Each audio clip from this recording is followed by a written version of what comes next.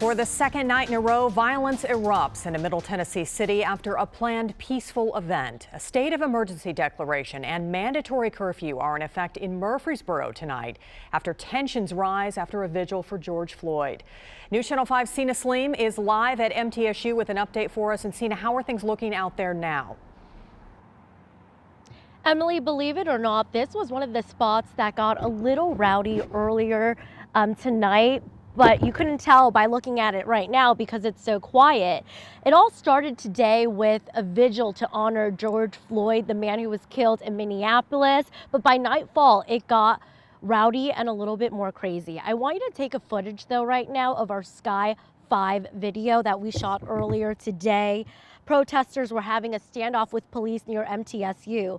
Police fired tear gas at the intersection of East Main and Middle Tennessee Boulevard to get the group to disperse. Protesters could be seen at the Murfreesboro Police Headquarters yelling and chanting as well. Things got heated, and at one point, a man climbed a flagpole and tore up a rebel flag t-shirt. There was also a group of protesters on the public square. Things started to take a turn after the city announced a 6:30 curfew, but a group of people didn't want to leave. We spoke with one of the protesters there. He's saying that he's taking a stand against racial injustice and police brutality.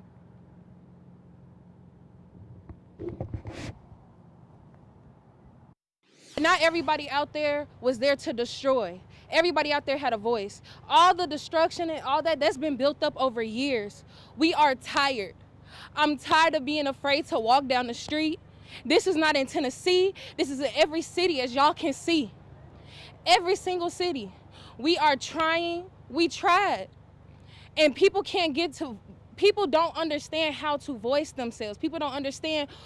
Like, we're tired. We can't just sit here and march every day. We can't be peaceful every time, because when is stuff going to change? You can rebuild every single building in this neighborhood. You can rebuild all the buildings in downtown, but you cannot rebuild George Floyd, Breonna Taylor, Trayvon Martin. You cannot rebuild them.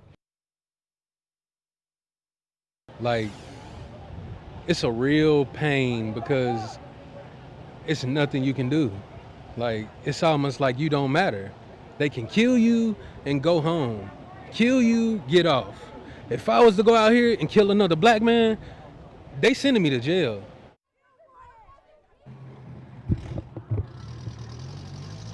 So those were two of the protesters who were there today. The first woman that you saw, she was actually at the protests yesterday in Nashville as well. So things did get hostile at Public Square when protesters refused to leave by curfew. Two people were arrested for violating the curfew, and an armored vehicle was vandalized. There was also a broken side window at Whiskey Dick's.